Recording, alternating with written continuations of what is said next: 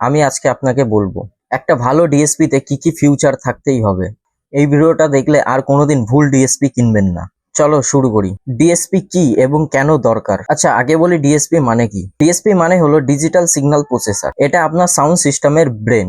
আপনার মিক্সার থেকে সিগন্যাল আসে, ডিএসপি সেটাকে প্রসেস করে, তারপর অ্যাম্পলিফায়ারে পাঠায়। কিন্তু সমস্যা হলো বাজারে অনেক ডিএসপি আছে যেগুলোতে দরকারি ফিউচার নেই।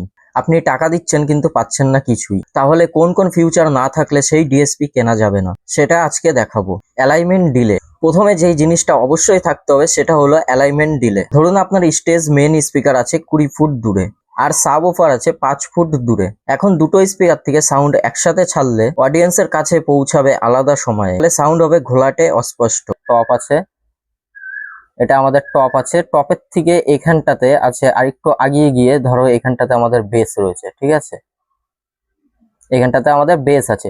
তো অ্যালাইনমেন্ট ডিলেটা কি কাজ করবে? এখানে আমাদের অডিয়েন্স আছে, ধরো এই জায়গাটায় আমাদের অডিয়েন্স আছে।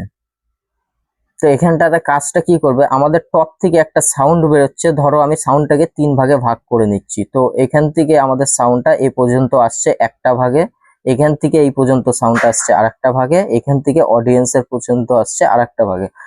তো এখানে কি হচ্ছে, এই যে এই গ্যাপটা, আমার এইটার এখানটাতে গ্যাপ আছে, ধরো আমি মেনে নিলাম 5 ফুটের মতো গ্যাপ আছে, ঠিক আছে, 5 ফুট গ্যাপ আছে। এবার এই 5 ফুট গ্যাপ আমার সাব ওফার কি করবে, এই 5 ফুট গ্যাপটা আগে নিয়ে চলে গেল। মানে এখানে আমার এই সাউন্ডটা, ফার্স্ট সাউন্ডটা আসতেই এখানে চলে আসলো, সেকেন্ড সাউন্ডটা আমার এখানে আসলো, থার্ড সাউন্ডটা আমার এখানে বেরিয়ে গেল।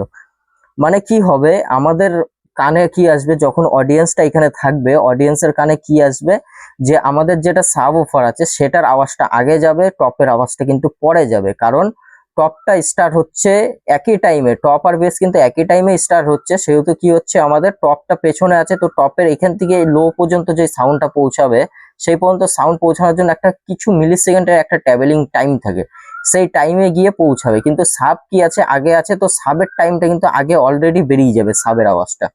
তো এই দুটো আওয়াজকে তুমি যতক্ষণ না অ্যালাইনমেন্ট করবে ততক্ষণ সাউন্ডটা তোমাকে একই রকম মনে হবে না।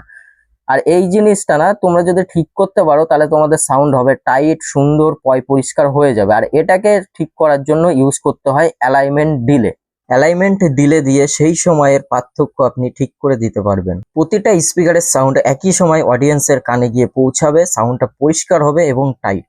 যে ডিএসপিতে অ্যালাইনমেন্ট ডিলে নেই সেই ডিএসপিটা প্রফেশনাল কাজের জন্য একদমই অযোগ্য। এরপরে আসে পোলারিটি। পোলারিটি মানে হলো সিগন্যালের দিক, পজিটিভ নাকি নেগেটিভ। দুটো স্পিকারের পোলারিটি উল্টো হয়ে গেলে কি হয়, সাউন্ড ক্যান্সেল হয়ে যায়। তোমাদের কাছে দুটো স্পিকার আছে, দুটো স্পিকারের নেগেটিভ পজিটিভ আছে, একটা স্পিকারের নেগেটিভ উল্টো আছে আর পজিটিভও উল্টো আছে, আর একটা স্পিকারের কানেকশন একদম ঠিক আছে, তখন কি হবে, তোমাদের বেস কিন্তু কেটে যাবে। আবার অনেক সময় এমন হয়, আমরা আলাদা আলাদা ব্র্যান্ডের অ্যাম্পলিফায়ার যখন আমরা ইউজ করি তখন সেহেতু কিন্তু এই প্রবলেমটা আসতে থাকে। তো এই প্রবলেমটা সলভ করার জন্য তোমাদের যদি ডিএসপি তে পোলারিটি সুইচটা থাকে তাহলে এক ক্লিকেই সমস্যার সমাধান। পোলারিটি ফিউচারটি যদি না থাকে তাহলে তোমার স্পিকারে তার উল্টানো ছাড়া আর কোনো সমাধান নেই। তাই পোলারিটি কন্ট্রোল অবশ্যই দেখে নেবে। এরপরে আসে জোন কন্ট্রোল। আপনি যদি বড় ইভেন্ট বা মাল্টি জোনের সেটআপ করেন, যেমন স্টেজ সাউন্ড আলাদা, মনিটর আলাদা, সাইড ফিল্ড আলাদা, তাহলে পেজ ফিউচার ছাড়া কিন্তু আপনি আলাদা আলাদা ভাবে কন্ট্রোল করতে পারবেন না। ভালো ডিএসপি তে 2 থেকে 8টা আলাদা আউটপুট থাকা উচিত, যেখানে প্রত্যেকটা জোনে আলাদা আলাদা সেটিং দেয়া যাবে। আচ্ছা, আমি এই জোন কথাটা বলছি, এর মানে হচ্ছে চ্যানেল। এখনো পর্যন্ত 3টে ফিউচার দেখলাম, আরো 4টে ফিউচার বাকি আছে এবং সেগুলো আরো বেশি গুরুত্বপূর্ণ। দেখতে থাকুন, ভিডিওর শেষে আমি কমপ্লিট লিস্ট দেব, যেটা দিয়ে আপনি যে কোনো ডিএসপি কেনার আগে চেক করতে পারবেন। আর এখনো সাবস্ক্রাইব না করলে এক্ষুনি সাবস্ক্রাইবটা করে দিন। এইরকম টেকনিক্যাল ভিডিও আমি নিয়মিত আপলোড করি। এরপরে আসে ইকুয়ালাইজার। ইকিউ মানে আপনি জানেন ফ্রিকোয়েন্সিটা বাড়াবেন, কোন ফ্রিকোয়েন্সিটা কমাবেন। কিন্তু গ্রাফিক ইকুয়ালাইজার আর প্যারামেট্রিক ইকুয়ালাইজারের মধ্যে পার্থক্য আছে। প্যারামেট্রিক ইকুয়ালাইজার দিয়ে আপনি নির্দিষ্ট ফ্রিকোয়েন্সি, সেই ফ্রিকোয়েন্সির কিউ এবং লেভেল তিনটেই কিন্তু কন্ট্রোল করতে পারবে। এটা অনেক বেশি দরকার। রুমের মধ্যে যে কোনো একটা ফ্রিকোয়েন্সি ফিডব্যাক করছে, প্যারামেট্রিক ইকুয়ালাইজার দিয়ে সেই নির্দিষ্ট ফ্রিকোয়েন্সিটা কেটে দিন, বাকি সাউন্ড ঠিক থাকবে। কমপক্ষে প্রতিটা চ্যানেলে 6 থেকে 8টা প্যারামেট্রিক ইকু ব্যান্ড থাকা উচিত।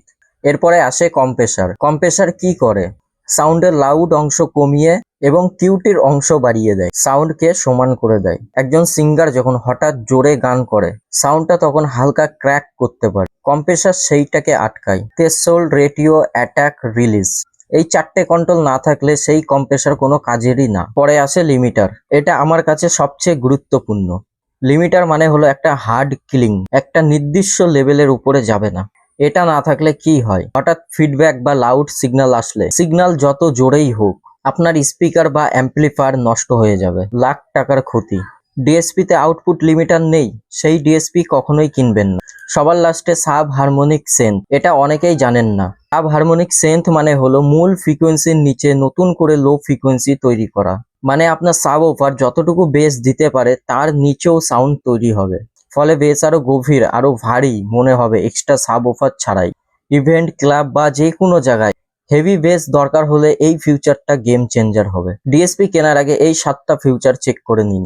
1 number alignment delay, speaker sync করার জন্য। 2 নাম্বার পোলারিটি বা ফেজ।